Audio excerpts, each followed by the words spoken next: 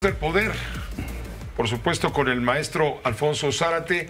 Él es presidente del Grupo Consultor Interdisciplinario, es columnista en el periódico El Universal, colaborador en este espacio. Grupo Consultor es una firma especializada en estrategias de comunicación política.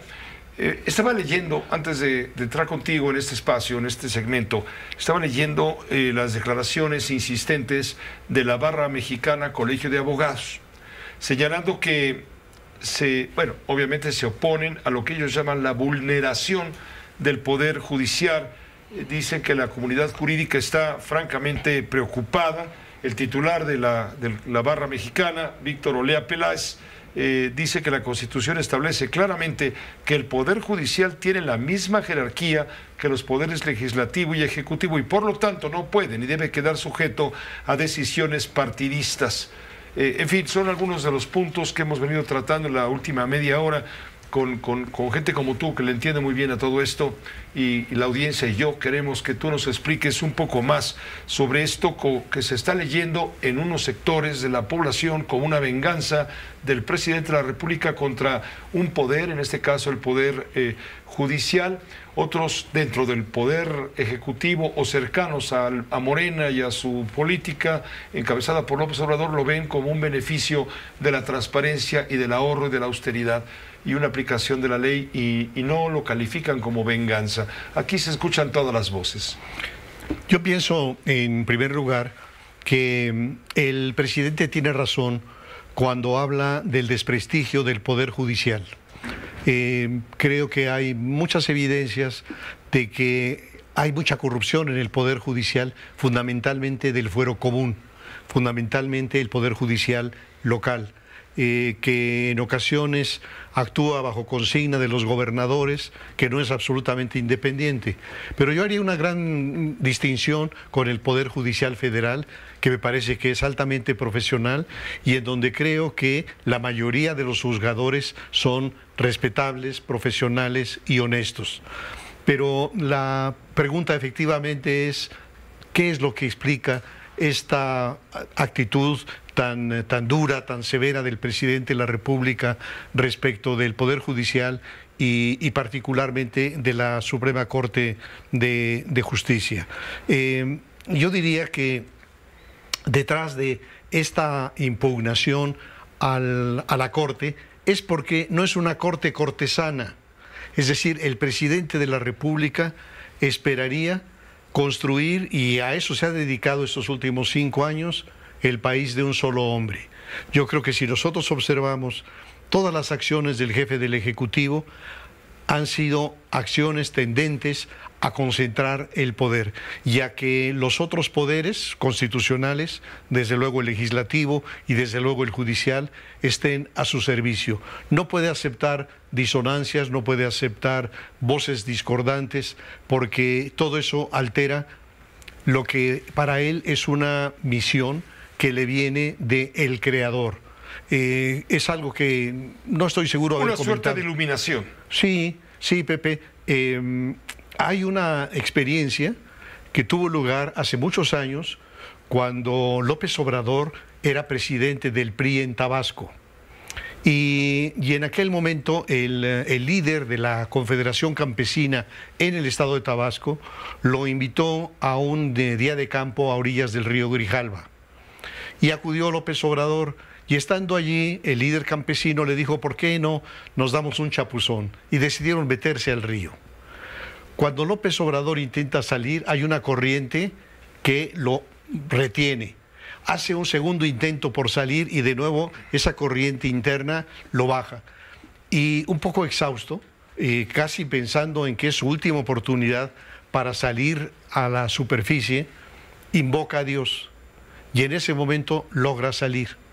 Ya no se quedó al día de campo, se fue con su madre y su madre lo llevó al templo. Y le dijo: Andrés Manuel, si Dios te permitió vivir, es porque tienes una misión.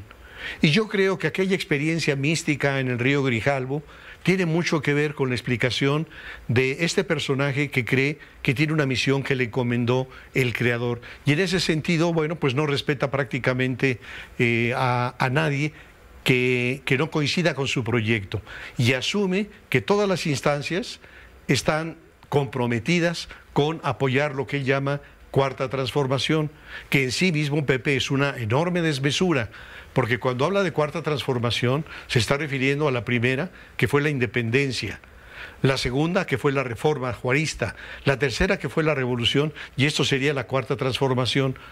Yo creo que cualquier persona normal entendería que asumirse a la altura de Hidalgo, de Juárez, de Madero, es una desmesura, es una muestra de egomanía que no es sano.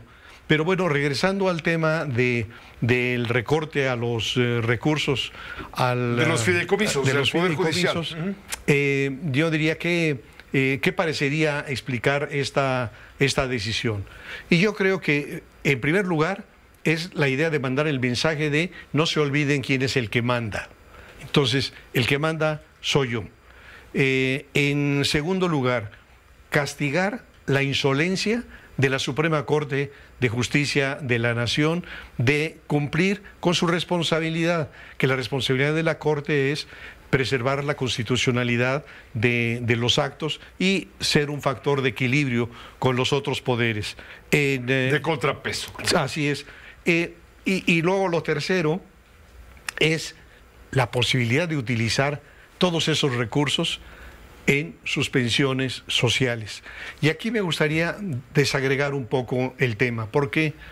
Porque desde que inició su gobierno, el presidente nos dijo que bastaba la lucha contra la corrupción para tener los recursos necesarios para la atención de su programa social, de los apoyos a los viejos, a los jóvenes, etcétera.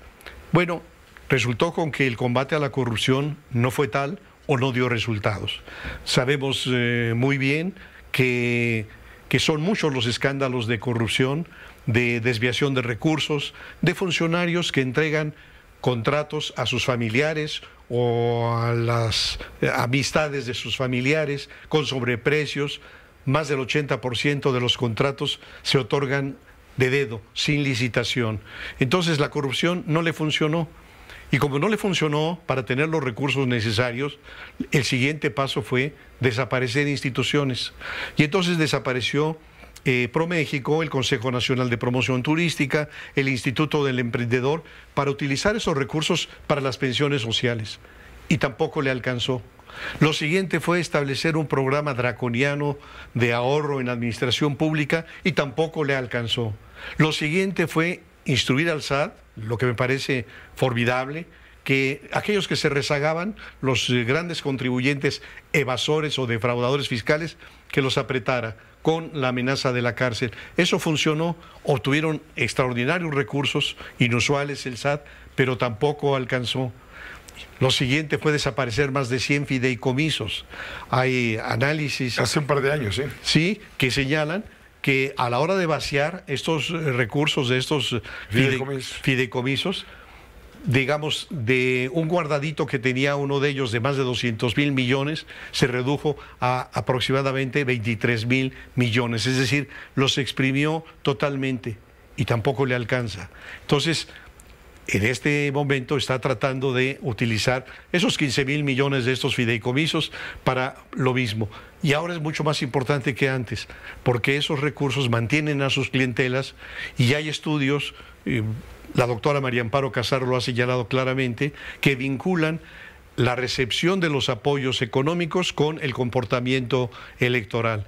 Entonces, yo diría que todo esto nos genera una conclusión, que el mantenimiento de estas políticas de orden asistencial buscan atender un tema, sin lugar a dudas, inevitable, ineludible en México, que es atender la pobreza y la pobreza extrema. Lamentablemente, yo creo que lo que se está haciendo es una política asistencialista y que en el futuro el gran desafío para los que vengan es combatir esa pobreza y esa pobreza extrema, pero combatirla con educación de calidad, con servicios médicos de calidad, con obras de infraestructura, con empleos justamente remunerados. Esa es una tarea formidable y lo peor es que después de haber agotado todos los guardaditos, ya nada más falta que el presidente decrete que las alcancías de los niños también sean utilizables para apoyar sus programas sociales, está dejando la hacienda pública desfondada y un escenario muy inquietante para el nuevo gobierno. Alfonso Zárate, te agradecemos mucho la oportunidad de escucharte como cada jueves. Ojalá todos los días fueran jueves. Muchas Bienvenido gracias. como siempre. Gracias, Pepe. Una pausa.